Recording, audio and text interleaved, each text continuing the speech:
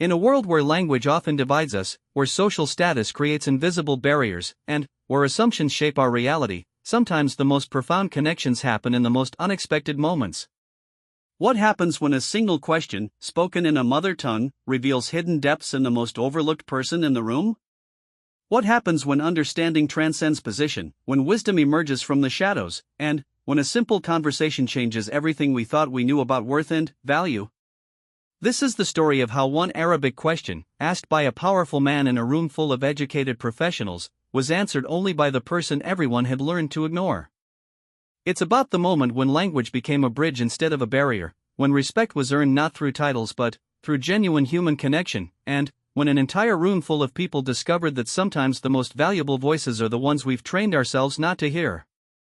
In Dubai's gleaming towers and marble corridors, where business deals worth millions are struck daily and where success is measured in square footage and quarterly reports, the most important conversation of the day was about to happen between two people who, on the surface, seem to have nothing in common. But, as you'll discover, the heart speaks a language that transcends all boundaries, and sometimes the most powerful lessons come from the most unexpected teachers. The morning sun cast long shadows across the polished marble floors of the Emirates Tower as Sheikh Abdullah bin Rashid made his way through the revolving doors. His white kandura flowed gracefully with each step, and his presence commanded immediate attention from everyone in the bustling lobby. At 62, the Sheikh had built an empire that stretched across 3 continents, but today he carried himself with the quiet dignity that came not from wealth, but from wisdom earned through decades of leading his people. The elevator whisked him silently to the 43rd floor, where the regional headquarters of his latest business venture awaited his inspection. As the doors opened, he was greeted by a line of executives, their expensive suits pressed to perfection, their smiles practiced and professional. Each one extended their hand with rehearsed enthusiasm, speaking in the international language of business English that had become the soundtrack of his corporate world. "Welcome, Your Excellency," said Marcus Thompson, the British managing director, his accent crisp and confident. "We're honored to have you here today. The quarterly reports show remarkable progress, and we're excited to share our expansion plans with you." Sheikh Abdullah nodded politely, his dark eyes taking in the modern office space with its glass walls and sleek furniture. Everything was designed to impress, calculated to demonstrate success and efficiency. Yet something felt missing, something he couldn't quite name. As the group moved through the offices, stopping at various departments where employees stood respectfully as he passed, he found himself searching for something more authentic than the polished presentations he was accustomed to receiving. The boardroom gleamed with fresh flowers and crystal water glasses arranged perfectly around a table that could seat 20 people. Charts and graphs covered the walls, displaying growth projections and market analyses in multiple languages. The Sheikh took his place at the head of the table as the executives filed in, each carrying thick folders and tablets loaded with data they were eager to share. For the next hour, he listened patiently as speaker after speaker presented their reports. Sales figures in English, market analysis in French, expansion strategies explained in German by the European division head. The numbers were impressive, the strategies sound, but Sheikh Abdullah found his attention wandering. These people spoke to him about his business, but they spoke as outsiders looking in, translating everything into languages that felt foreign in his mouth, even though he understood them perfectly. During a brief break, as the executives huddled around their devices and whispered among themselves about the presentation's progress, Sheikh Abdullah stepped out of the boardroom. The hallway was quieter here, lined with offices where middle management worked behind closed doors. He walked slowly, his hands clasped behind his back, listening to the soft sounds of productivity that hummed through the building. It was then that he noticed her. At the far end of the hallway, a woman in a simple navy uniform was carefully watering a large potted palm. She moved with quiet efficiency, adjusting the plant's position to catch the afternoon light streaming through the floor-to-ceiling windows. Her dark hair was pulled back in a neat bun, and she wore no makeup, but there was something peaceful about her presence that drew his attention. Unlike everyone else he had encountered that morning, she seemed completely absorbed in her task, unaware of his approach. As he drew closer, he could see that she was probably in her 30s, with kind eyes and gentle hands that handled the plants with obvious care. She hummed softly to herself as she worked, a melody he didn't recognize but found soothing. When she finally noticed his approach, her eyes widened in surprise, and she immediately stepped back, bowing her head respectfully. "Your Excellency," she said softly in accented English, her voice barely above a whisper. "I am sorry to disturb your visit. I will finish this later." She began to gather her supplies, clearly flustered by his unexpected presence. But Sheikh Abdullah raised his hand gently, indicating she should continue her work.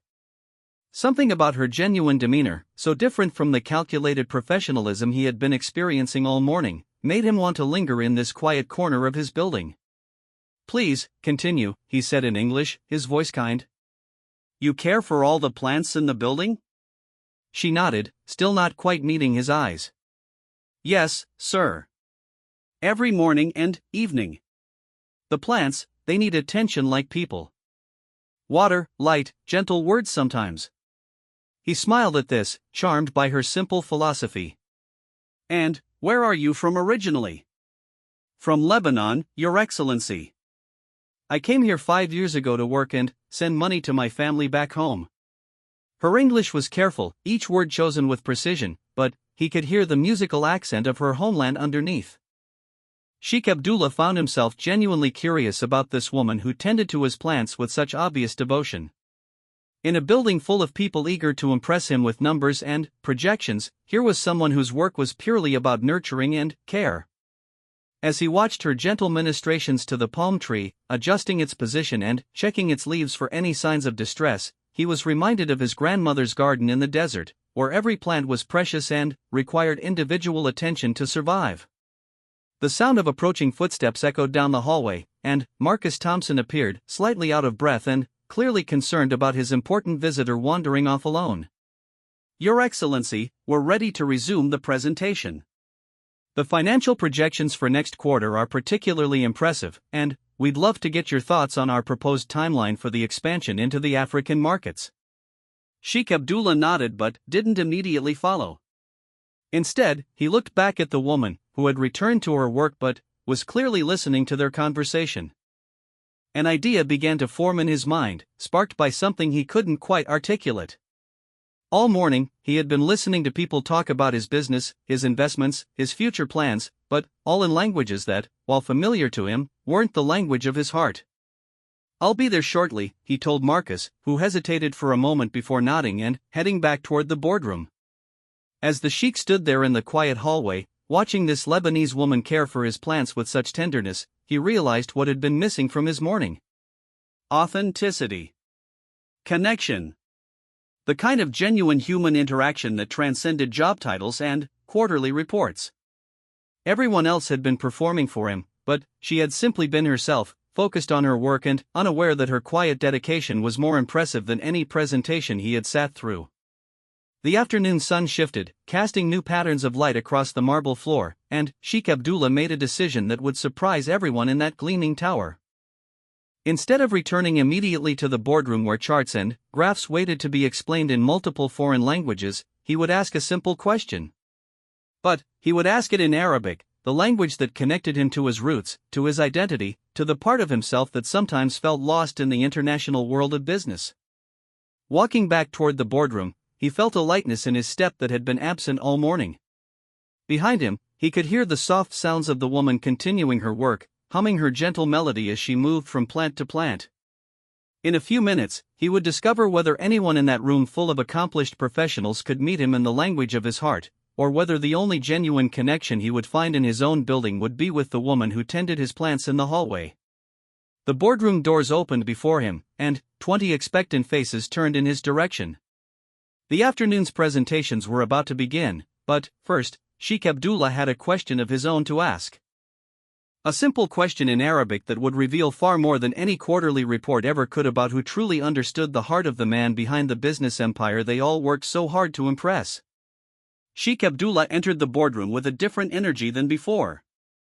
The executives, who had been engaged in quiet conversations during his absence, immediately straightened in their chairs and turned their full attention to him.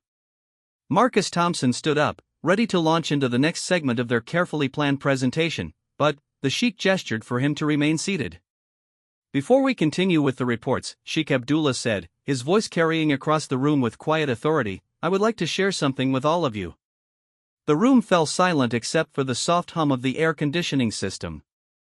Tablets were set aside, pens poised over notebooks as everyone prepared to capture whatever wisdom their distinguished visitor was about to impart. The Sheikh walked slowly around the table, his hands clasped behind his back, making eye contact with each person as he passed.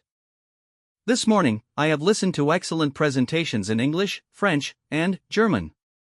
You have shown me impressive numbers, sophisticated strategies, and detailed projections for the future of our business. Your hard work and dedication are evident in every chart and graph you have prepared. He paused, letting his words settle over the room like morning mist. The executives exchanged glances, unsure whether this was leading to praise or criticism. Dr. Sarah Chen, the head of market research, shifted slightly in her chair, while Antonio Rossi, the Italian operations director, tapped his pen nervously against his leather portfolio. However, the Sheikh continued, his voice taking on a more personal tone, I realized that in all these hours of discussion about my company, about my investments, about my vision for the future, we have been speaking in languages that, while I understand them well, are not the language of my soul. Marcus cleared his throat softly. Your Excellency, if you would prefer, we could arrange for translators, or perhaps we could review the materials in Arabic at a later time. Sheikh Abdullah smiled, but it was a smile that suggested the managing director had missed the point entirely. That is very thoughtful, Marcus, but what I am speaking about goes deeper than mere translation. I am talking about understanding, about connection, about knowing the heart behind the business. He stopped walking and stood at the head of the table, looking out through the floor-to-ceiling windows at the bustling city below. Dubai stretched out before him, a testament to vision and determination, but also a reminder of the delicate balance between progress and tradition that defined his life's work. I have a simple question I would like to ask, he said, turning back to face the room.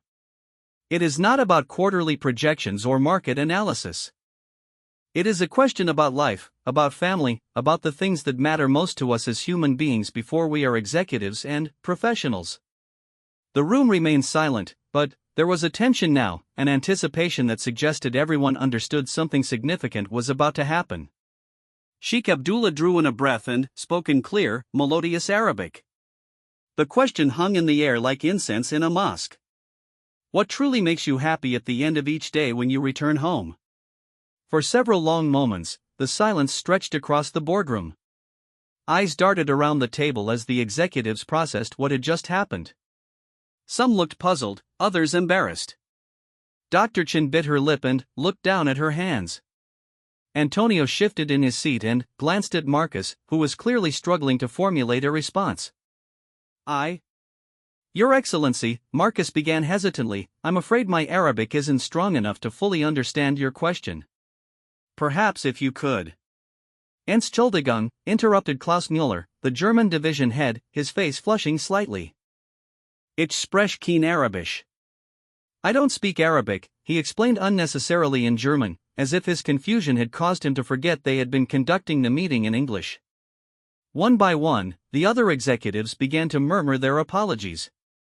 Je ne parle pas arabe, whispered Marie Dubois from the French marketing team. No hablo arabe, added Carlos Mendez from the Latin American division. The admissions came in different languages, but they all conveyed the same message: they could not meet their host in the language of his heritage. Sheikh Abdullah nodded thoughtfully, not with disappointment but with understanding. These were accomplished professionals, each brilliant in their own field, each contributing valuable expertise to his organization.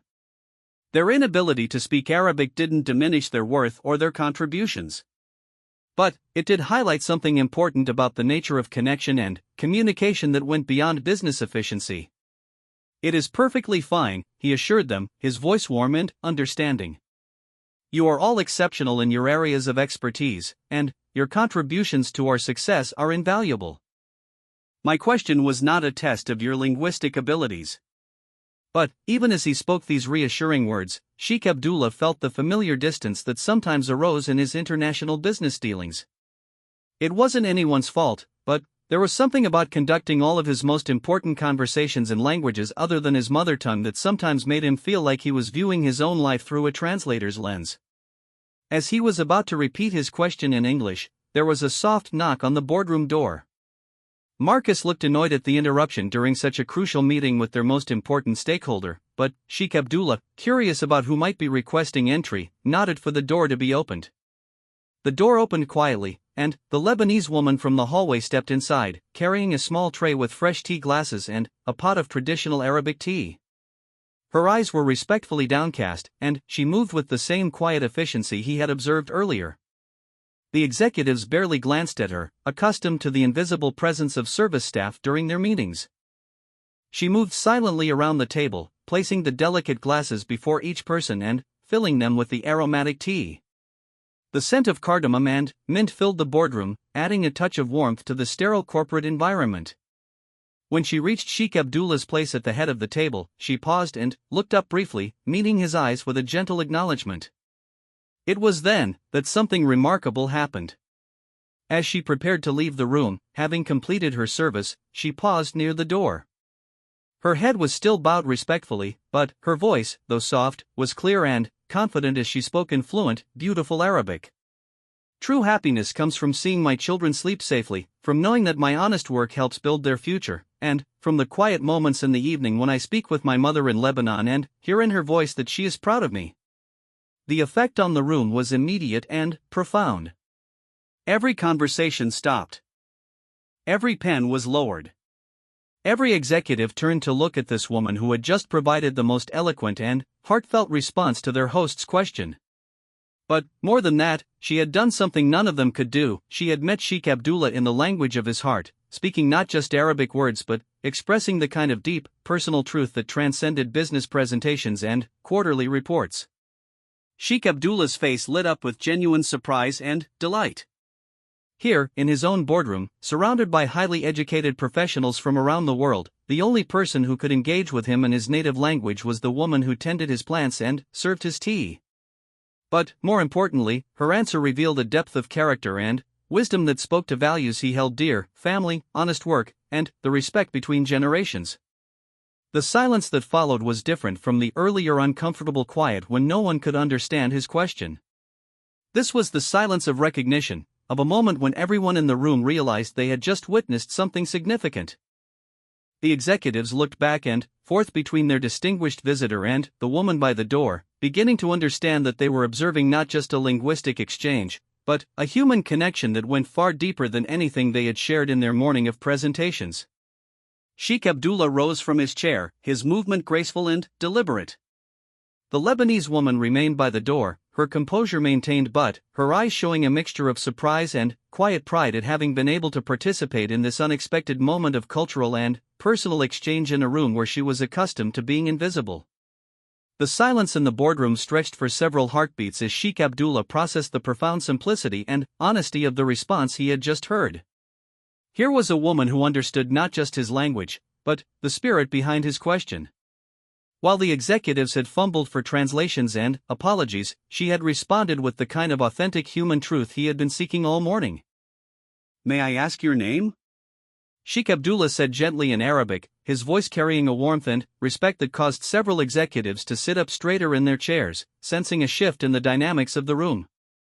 "Layla Hassan, Your Excellency," she replied, still in Arabic, her voice steady despite the unprecedented nature of this interaction. "I am from Beirut originally, and I have been honored to work in your building for 5 years." Sheikh Abdullah nodded thoughtfully, then switched to English so the others in the room could follow their conversation. "Layla Hassan from Beirut. You have been taking care of our plants and serving our tea for 5 years, and yet this is the first time we have spoken." "Yes, Your Excellency. I try to do my work quietly and not disturb the important business that happens here." Her English was careful but clear, each word chosen with the same precision he had noticed in her Arabic response. "But what you just shared with us," Sheikh Abdullah continued, "your thoughts about happiness, about family, about honest work, these are not disturbances. These are exactly the kinds of important matters we should be discussing more often in rooms like this." Marcus Thompson shifted uncomfortably in his seat, clearly uncertain about how to handle this deviation from their planned agenda. The other executives watched with fascination and growing awareness that they were witnessing something that would likely be talked about in corporate corridors for years to come. Sheikh Abdullah walked around the table until he was standing near Layla, his posture respectful and his expression thoughtful. "You mentioned your children. How many do you have?" "Two, Your Excellency. A son who is 12 and a daughter who is 10. They are both excellent students, praise be to God. My son wants to be an engineer, and my daughter dreams of becoming a doctor."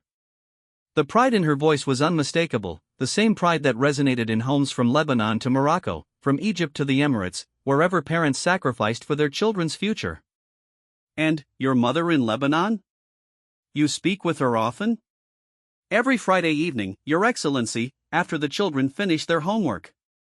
She tells me about the neighbors, about my brother's new baby, about the olive trees on our family's small farm.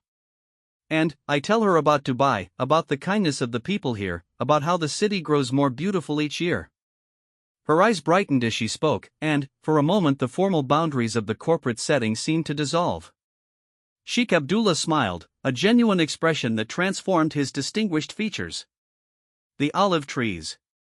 I remember olive trees from my childhood visits to Palestine with my grandfather. There is something about them that connects us to our roots, no matter how far we travel." Dr. Sarah Chen, who had been listening intently, found herself drawn into the conversation despite her earlier embarrassment. "I have a similar connection with my grandmother in Beijing," she said quietly. "She tends a small garden behind her apartment building, and, when I call her, she always tells me which vegetables are ready for harvest." Antonio Rossi nodded, his earlier nervousness replaced by something more genuine. "My nana in Tuscany, she makes the same pasta sauce her mother taught her.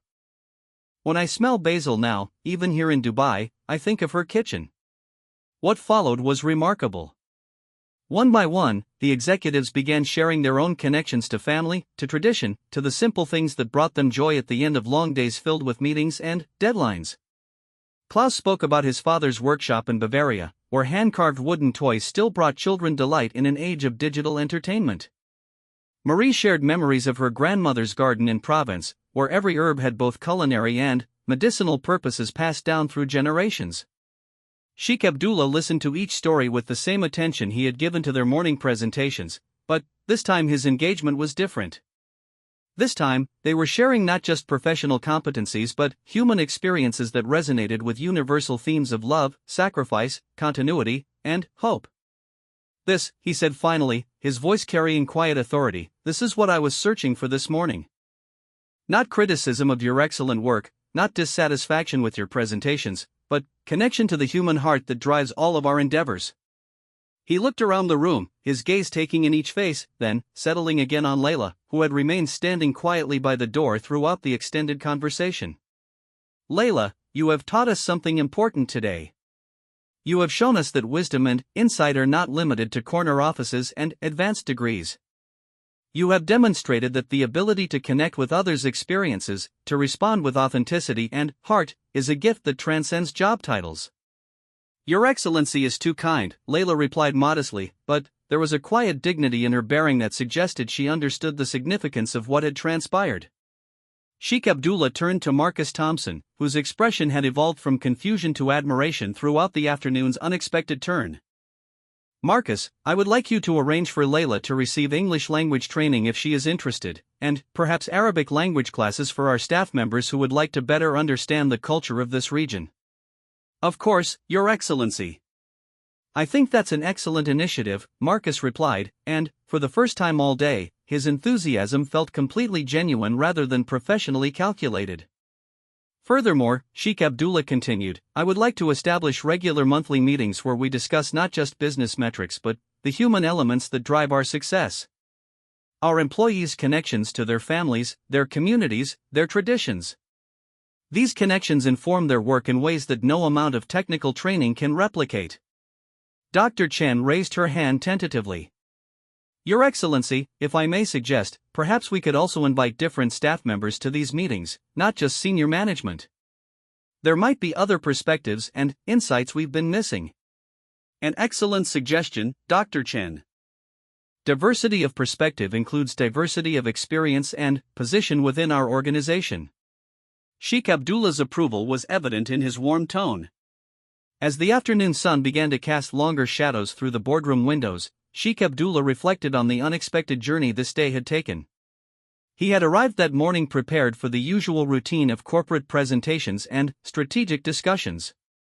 Instead, he had discovered something far more valuable, a reminder that his business empire was ultimately about people, about the human connections that give meaning to financial success. "Layla," he said, switching back to Arabic for a moment, "thank you for reminding us what is truly important."